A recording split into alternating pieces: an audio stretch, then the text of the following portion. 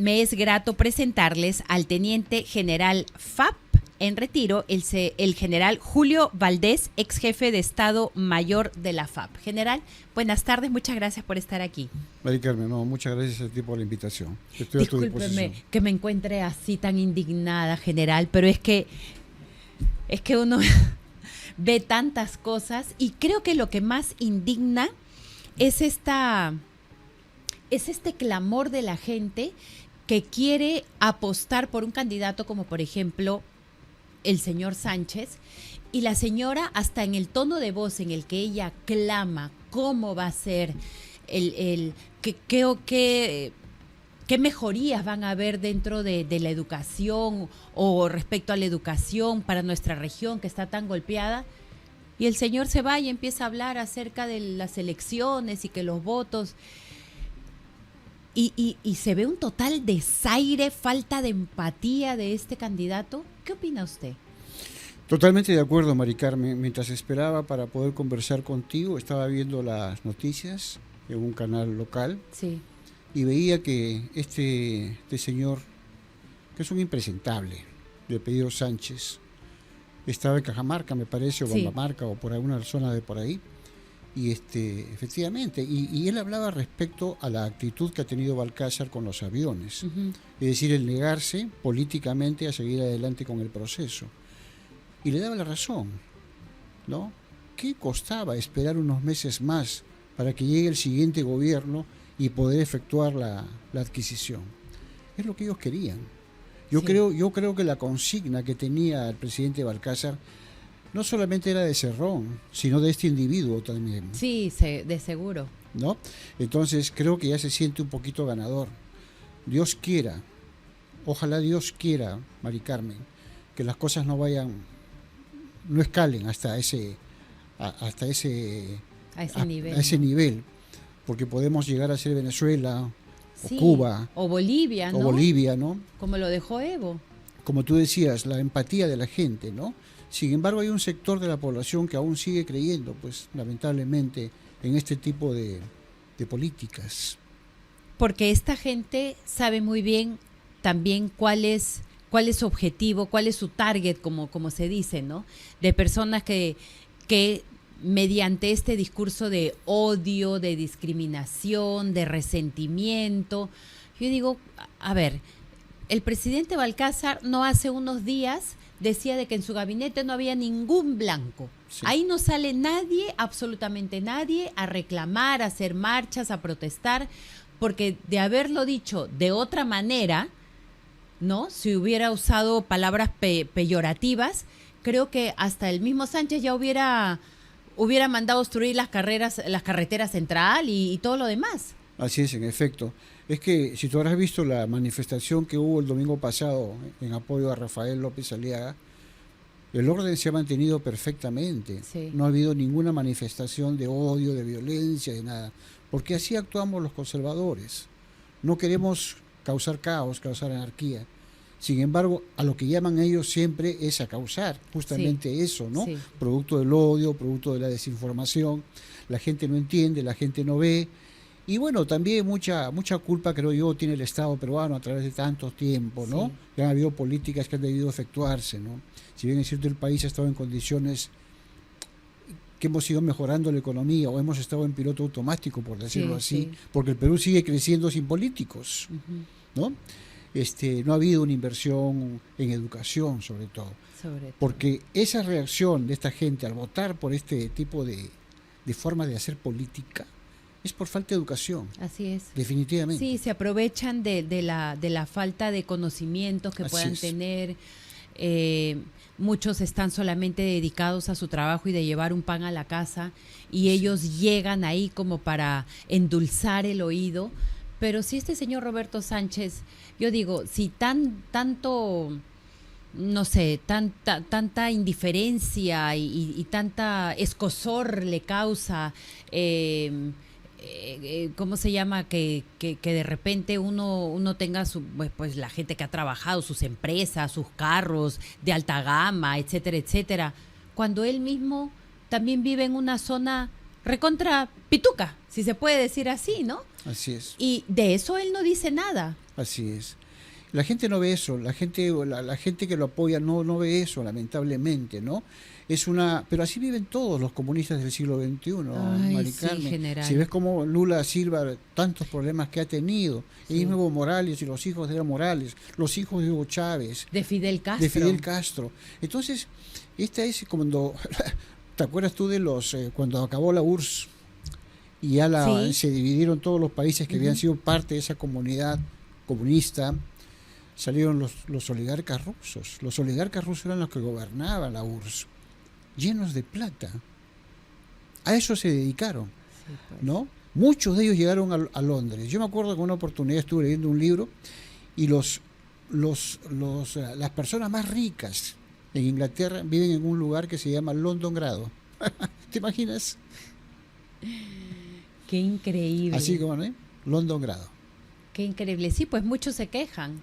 Tenemos ahí algunos congresistas también que son izquierdistas, ¿no? Que no se atreven, no sé, hay algo que no les permite decir de que en Cuba existe dictadura, de que en Venezuela también, no pueden, pero qué bien que tienen hasta, creo que es la congresista Agüero, si no me equivoco, que vive en Miami. Sí, que tiene hasta la Green Card, creo yo, y tiene sus propiedades en Estados Unidos. ¿Qué tanto antiimperialistas pueden ser si viven de todas las bondades del capitalismo? Sí, efectivamente. Lamentablemente esa clase política algún día tendrá que desaparecer. Algún día tendrá que desaparecer. El comunismo del siglo XXI, no sé si tú has leído a Antonio Gramsci, fue un político italiano con el cual nace el llamado progresismo. Uh-huh. Una vez que el comunismo, las clases sociales ya se empiezan a igualar, ¿no? Si el caso de China es el más común o el más visto. Anualmente alrededor de 10 millones de chinos pasan de la clase baja a la clase media. Uh-huh. Cada día la clase media en China crece más.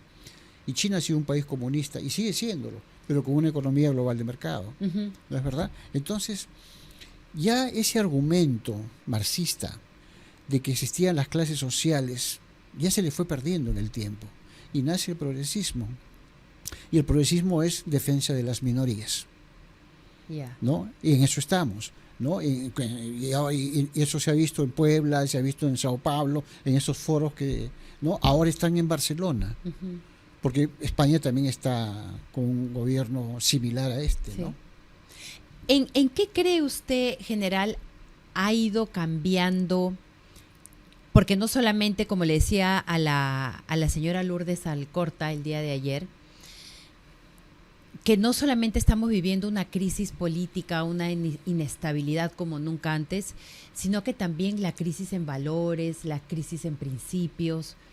¿Eso se debe a la falta de educación o se debe a que las generaciones ahora ya no tienen de repente una familia constituida? ¿De quién depende que estas personas ya le hayan perdido el respeto primero a los padres, a las autoridades, a Dios mismo, ¿no? Entonces se manejan solos y inculcando odio. Y se lo menciono porque, ya que estamos hablando del señor Roberto Sánchez, el fundador del partido, el señor Joe de Simón, lo ha tildado de traidor. Así es. Traicionó también a Castillo, porque cuando se le hundió el barco a Castillo, él fue el primero en salir corriendo diciendo, no, yo no. Efectivamente. Y digo, ¿qué más tendría que ver la gente? Porque una persona con esas características, cero valores, cero principios, no debería de estar candidateando para ser presidente de un país. Obviamente que no. Yo pienso, Mari Carmen, que nuestra sociedad peruana está algo enferma, está con una crisis, la sociedad en sí. Por falta de educación, definitivamente, ¿no? Porque en la educación se deben contemplar los valores cívicos, sí. El amor a la patria, la conciencia democrática, la conciencia ciudadana. Mira, desde parar en un semáforo en rojo, de respetar las líneas blancas para que cruce la gente, de no insultarnos entre nosotros, de no odiarnos entre nosotros, nuestra sociedad totalmente polarizada y dividida, que nos han causado ellos. Sí. Todos los gobiernos que han sido sucedidos después de Fujimori, todos han sido progresistas. Sí, no, porque yo me acuerdo que expresidente Toledo también tenía ese discurso de que él era el pobrecito. Así es. Y era, mentía, ya después se supo pues toda la hoja de Miren, vida, ¿no? miren que ha acabado Toledo, ¿no? Sí. Entonces, todos estos presidentes hemos perdido 25 años en el Perú. No sé si recordarás Paniagua, cuando entró Paniagua, También, después de Fujimori, claro. lo primero que hizo con su ministro de Justicia, Rodríguez Ayán, me parece que era, fue liberar A los a los terroristas. terroristas. Eso me pareció inaudito, general. Es increíble, fue increíble. Liberar a los terroristas y a todos los... Empezó a perseguir a los militares que habían terminado con el Sí, terrorismo sí. y entregado a la patria Sí. sana. Ese es uno. Segundo es la familia, pues, ¿no? Definitivamente creo que la sociedad nuestra ha ido perdiendo a la familia, que es parte de la cuna de los valores, Ujú. ¿no? Los comunistas pregonan el odio a Dios. No sé si has leído a Nietzsche, porque Nietzsche tiene palabras muy importantes, este filósofo alemán, Ajá. cuando dice que Dios ha muerto, ¿no? Y nace el superhombre, o sea, el superhombre. El hombre es capaz de todo. Claro, por Yo no encima necesito a Dios, Mm. yo soy capaz de todo. Esa es una ideología que ellos la pregonan, ¿no? Y le dicen a la gente humilde, no, tú puedes, tienes que ser, olvídate, nadie te va a ayudar, Dios no te va a ayudar.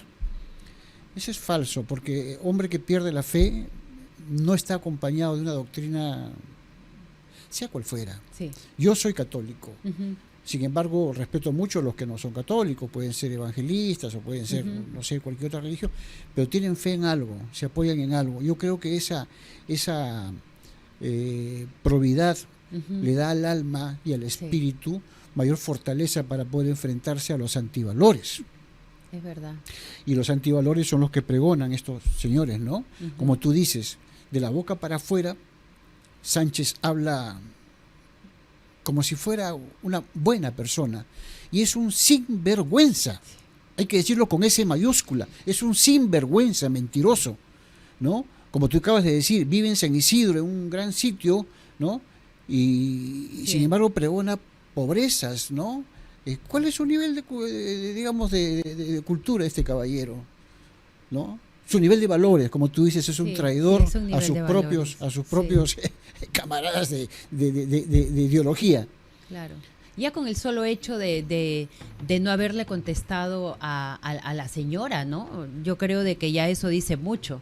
Eso sin contar todo lo que él ha venido haciendo dentro del gobierno cuando fue ministro, ¿no? Que también fue tildado de mochasueldo, ¿no?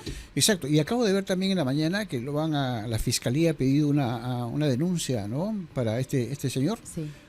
justamente por el tema del trabajo que tuvo cuando fue El funcionario ministerio, público, sí. un ministerio, Ministerio ¿no? de Comercio Exterior y de Turismo. Comercio fue. Interior y Turismo. Ujú. Sí. Entonces, ojalá que eso progresara, Mari Carmen. Ojalá. Y bueno, como no se va preso este individuo, le juro que... General, tengamos fe, tenemos que tener fe, tenemos que tener fe. El que sí nos ha tenido, creo que mucha fe, pero, y ya que estábamos hablando de nuestra cultura, de nuestra idiosincrasia, quien nos puede conocer bastante bien también es el embajador estadounidense, el señor Bernie Navarro, porque sabemos de que él está casado con una peruana.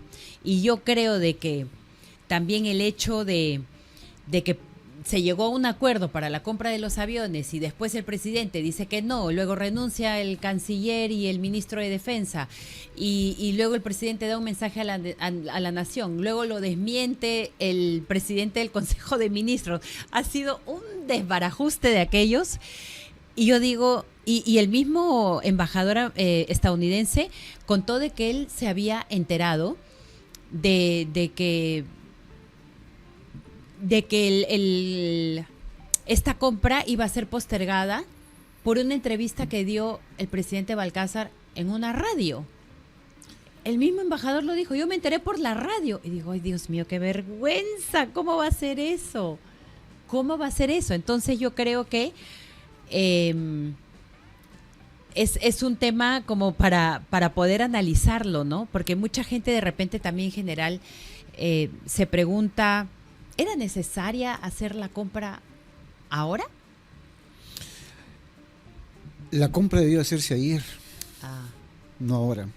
Entonces, si hemos seguido todos los pasos, o sea, es innegable, Mari Carmen, que la necesidad que tiene el país No digamos la Fuerza Aérea es el operador de los aviones, pero los aviones son del país, los aviones son tuyos, míos y de todos los peruanos, porque esta es nuestra patria y tenemos que defenderla.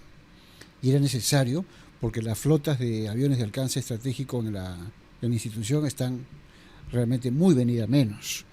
La Fuerza Aérea hace ya más de 10 años que viene haciendo este proceso y en los 2 últimos años se concretó ya finalmente una lista de 3 aviones y con Dina Boluarte se aceptó.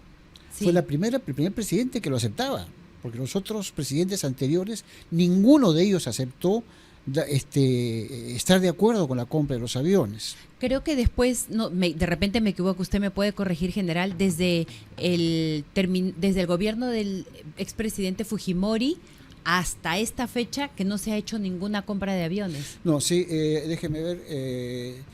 Sí, pues, efectivamente, la última compra me parece que fue el año 95, no estoy muy seguro, fueron los 2029. Ya, pero imagínense, sea lo que sea, son muchísimos años, ¿no? Muchísimos años.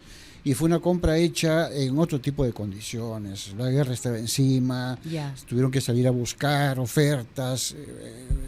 ¿No? Yo en esa época era comandante, me parece, o mayor. No tenía ese grado, o sea, pero fue lo que yo recuerdo fue algo así. En cambio esto no, esto ha sido llevado con un profesionalismo total y absoluto, de la mano de la Contraloría también, para que no haya ningún problema, porque tú sabes que con tanto dinero acá hay que estar siempre con 4 ojos encima. Así es. ¿No es cierto? Entonces, es innegable, como te digo, que teníamos que comprar los aviones. En el gobierno de Dina Boluarte, ella aprobó para que la Fuerza Aérea siga los pasos que tenía que dar para llegar finalmente a la compra de los aviones. Son varias etapas. Entonces, en el gobierno de Gerí, ya se opta, a través del Consejo de Seguridad y Defensa Nacional, de definir el objetivo geopolítico que tenía el país. Te quiero hacer un paréntesis acá, porque cuando se compra un avión de esta naturaleza, un avión estratégico, como todo lo estratégico que puede ser que tenemos en el país, lo que es a largo plazo, con visión de largo plazo, no es como comprar insumos, ¿no? Cuando compras el avión, no solamente compras tecnología, compras inteligencia, compras interoperabilidad, compras entrenamiento, pero por sobre todas las cosas, alineamiento. ¿Y qué cosa es el alineamiento? Es decir, ¿qué país me ofrece más? Y días antes, recordarás tú que Estados Unidos salió a decir de que consideraba al Perú, el propio presidente Trump, el socio más importante extra OTAN. Entonces nos puso, de pronto el Perú se vio en el tablero estratégico internacional en un lugar preponderante, ¿no? Como lo he dicho en otras entrevistas, no fue Brasil, no fue Argentina, no fue Chile, fue el Perú. Entonces, eso se dio en el gobierno de Gerí. El gobierno de Gerí reúne al Consejo de Seguridad y Defensa Nacional y define el objetivo político geopolítico, que es el alineamiento. Entonces dice, vamos a irnos con los Estados Unidos por lo que nos ofrecen. Y lo primero que vamos a hacer es comprar los F-16. Coincidía con la opinión de la Fuerza Aérea, ojo, coincidía con la opinión de la Fuerza Aérea. Entonces, ahí se definió la compra. Entonces, el canciller, que creo que también era Hugo de Sela, porque creo que era Hugo de Sela, él ya habló con el embajador y se comprometió el Perú. Ahí fue el primer acuerdo del que habla. Ahí fue el primer acuerdo. Entonces, todo iba caminando. Pero sale Gerí y entra este señor. Cero capacidad. ¿No es cierto? Cero capacidad. Sin embargo, este señor firmó 2 documentos. Uno, que yo te lo voy a dejar, si me permites. Sí, claro. Que es este documento, es. Por este documento, este decreto supremo, le otorgan el dinero para las primeras pagos que se tenía que hacer a la compañía Lockheed Martin. Entonces, es firmado por mismo Balcázar. Y hay otros decretos supremos que no lo tengo acá, pero me comprometo a enviártelo por vía digital. Muchas gracias. Es que dispone también Balcázar de que sea de carácter de secreto militar. Entonces ya estaba autorizando la compra, Mari Carmen. Con esos 2 decretos supremos, el mismo Balcácer estaba autorizando la compra. Claro, ya estaba avanzado como Así para es. Retirarse a último minuto. Efectivamente, entonces todos los actores, llámese Fuerza Aérea, Ministerio de Defensa, siguieron avanzando, pues, como lo dijo el ministro de Defensa ayer, el renunciante. Seguimos avanzando porque no había nada legal que lo impida. Teníamos todo lo legal. El marco legal que tú ves económico está ahí. Y el otro marco legal es el documento, el decreto supremo, también firmado por Balcácer, que dice y autoriza a que este sea de carácter de secreto militar. Autoriza a la institución a firmar el acuerdo. Y el segundo acuerdo sí fue firmado pues el lunes, como lo dijeron. El lunes 23. Exacto, y fue firmado por la 20. Fuerza Aérea. Fue firmado por la Fuerza Aérea. Y el viceministro de Recursos para la Defensa firmó el offset, que son las compensaciones económicas, ¿no? Que tú sabes. Listo estaba todo. Ya no había marcha atrás. ¿Qué íbamos a decir?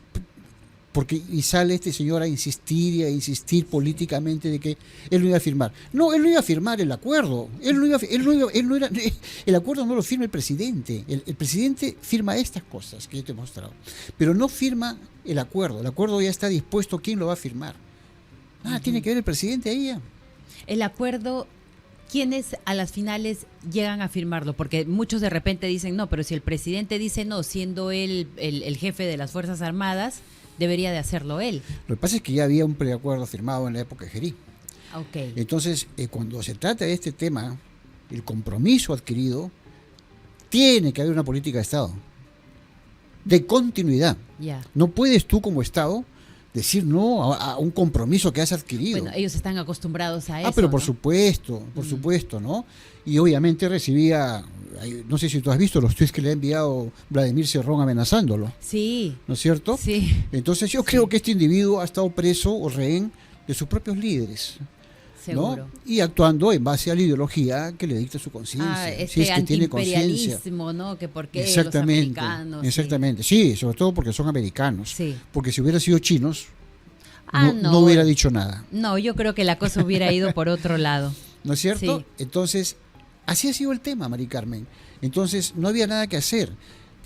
Si no firmábamos el contrato, estábamos cometiendo un delito. Encima, no solamente un grave error, como sí, ya nos un delito están... que a él iba a zafar. ¿Eh?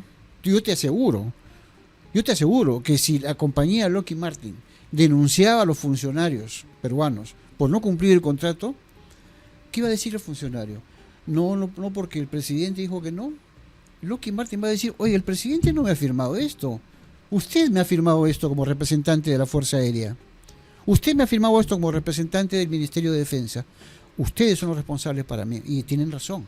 Tienen toda la razón. ¿Te das cuenta? Entonces, sí. Políticamente este hombre ha causado un cisma tal, que da mucha pena, que 2 personas tan valiosas como el ministro de Defensa y el embajador de CELA hayan tenido que renunciar a sus cargos. Sí, unas personas que no solemos ver últimamente dentro de los gabinetes, ¿no? El señor Hugo de Cela se ha estado manejando bastante bien. Igual el ministro de Defensa, ¿no? Sí. El general Díaz. Pero déjame decirte que han tenido una actitud muy valiente. Nosotros en las uniones que tenemos de comunicados entre Unión Fuerza Aérea, Ejército y Marina, hemos sacado un comunicado, me parece que el día de ayer, desagradiándolos a los dos, dándoles todo nuestro apoyo moral por la entereza que han tenido de llevar adelante el proceso y dejar el cargo. Sí. Cuando el país lo necesita hay que abandonar las cosas. Es bien fácil estar atornillado a un sillón y decir no, sin embargo ellos lo han hecho.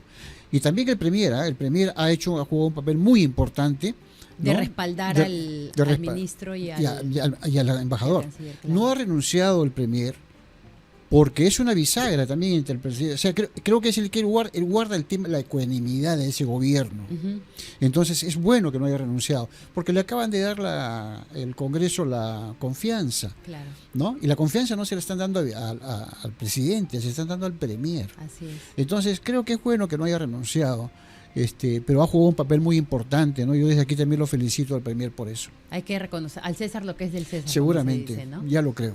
En general, rápidamente, antes de que producción ya me apriete ahí con el tiempo, Sabe, le quería contar una breve anécdota.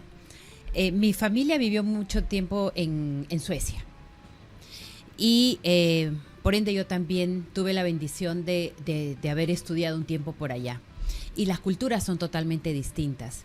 Y con lo que ha pasado con el presidente Balcázar y eso de no respetar los acuerdos y todo esto, yo recuerdo que cuando regresé a vivir a Perú, yo iba a mandar a pintar un cuarto. Y al pintor le dije, ya, señor, pero entonces, ¿por cuánto me va a cobrar? Ya, le voy a cobrar, yo qué sé, pues, digamos, 100 soles. Ok, ya, 100 soles. Entonces, yo hice un papel, no escrito, Sí.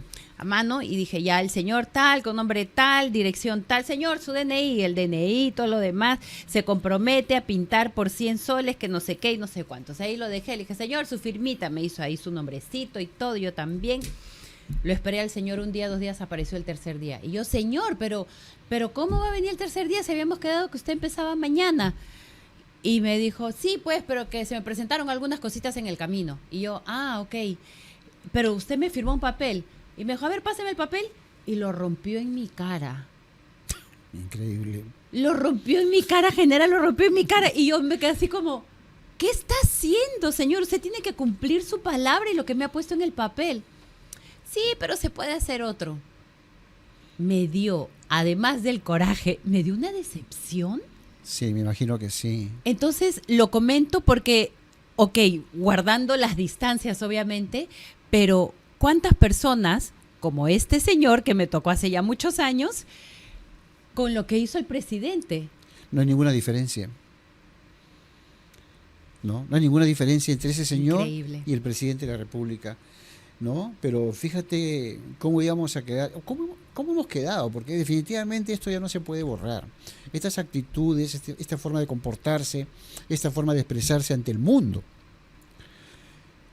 Hemos sido el hazmerreír por unos, totalmente, ¿no? general. Pero, en fin. Ok, general, yo quiero agradecerle muchísimo el que me haya acompañado esta tarde. Brevemente me gustaría solamente preguntarle, ¿qué le diría usted a un ciudadano que siente que este tipo de decisiones se toman lejos de su realidad?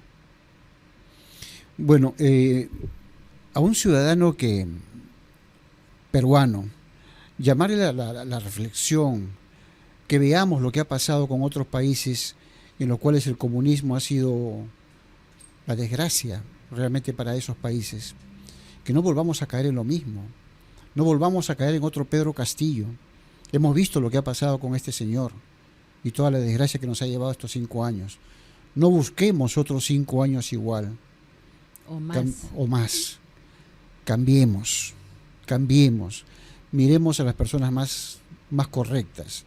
Y yo creo que el conservadurismo es lo más correcto. Dios, patria y familia. Muchísimas gracias, general. A ti, Mari Carmen. Muy amable una vez más por haber compartido conmigo esta tarde. Estuvimos conversando entonces con el teniente general FAP en retiro, Julio Valdés, ex jefe de Estado Mayor de la FAP.